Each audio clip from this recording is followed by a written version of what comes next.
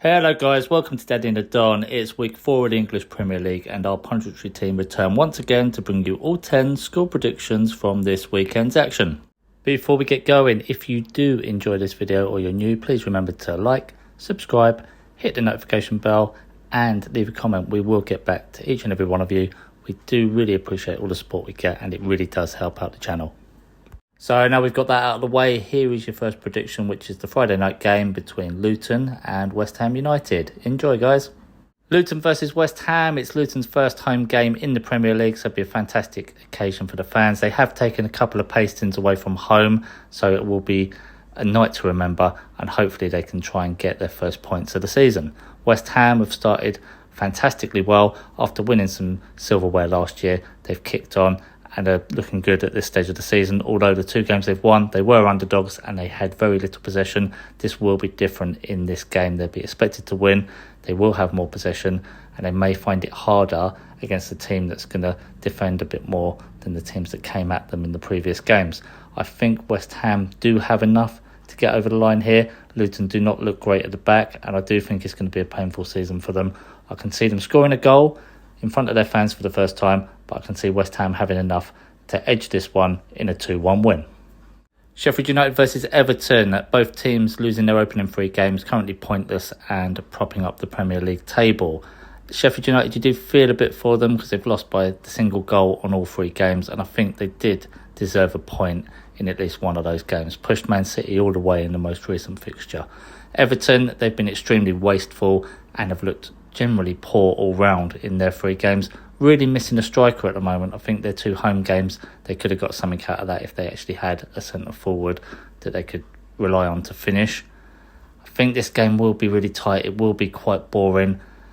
Could say 0-0, but I'm going to favour the home team and say that Sheffield United register their first points of the season, nicking a 1-0 win. Brentford v Bournemouth. Bournemouth have yet another new manager and so far are in need of a win with 1 draw and 2 defeats. Brentford at home are strong. We've had a decent start with 2 draws and an away win. I fancy a win here. Got to back my team. I think Sade is a rising star here. And I can see this being a 2-0 win to the Bees. Come on, Brentford. Burnley versus Spurs. Now, on paper, this should be an away win for Tottenham. They've had a great start to the season. Surprised a few people. Haven't surprised me. I knew they still had a good side. But people just follow the narrative. Not like me. Anyway, Burnley, they've been unlucky. They've faced 2 good sides at home. And now facing another good side at home. I still think they're a good side. And I still think they'll stay up. And people expect them not to win here. Well, I'm not so sure. I think they can steal at least a point. Yes, Tottenham are a good side, but that Tottenham, for me, it's still very early on. I'm still not 100% convinced. Again, it's 3 games, so this will be tricky for both sides. I'm actually going to stick on the fence here. Everyone will say a Spurs win. Not me. Mr. Imagination. I'm going to say a draw. 1-1. Chelsea versus Nottingham Forest. Chelsea got their first win of the season against Luton. That's not hard, but I do think they're a better side. I think Poch will make them better and they've got some good players. And Sterling, though they lost to West Ham, he was the best player on the pitch for that game and against Luton. Forest, they've looked okay this year. They were unlucky against Arsenal. They were unlucky against Man United and they won at home. So they're going to look at this game as an opportunity to try and get some points off a good side. But it will be difficult. I do expect Chelsea to dominate the game. But I don't know if they'll win the game. It's one of these games where I think this could be an upset or maybe not the result everyone expects. Again, I had the Tottenham Burnley game. I already told you that's going to be a draw. I'm going to do the same here. Not following the narrative. Use my imagination. This will end in a draw as well. I'm going to go 1-1. That's my prediction for Man City versus Fulham. Man City, obviously the clear favourites. Coming into this game, 3 wins out of 3. Just about got over the line versus Sheffield United, even though they were in full control. Haaland missed some really good chances. Fulham obviously going in with a credible draw against Arsenal away, which probably on another day they could have took 3 points.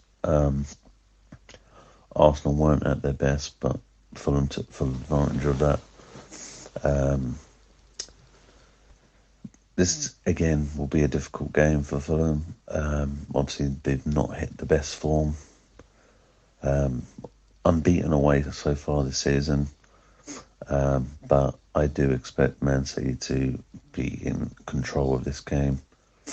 I'm going to go for a 3-1 Man City win. We're going to look at Newcastle versus Brighton this weekend. Both teams didn't get the result they wanted last weekend. From the highlights I saw, I don't think Brighton played anywhere as near as good as they have been this season.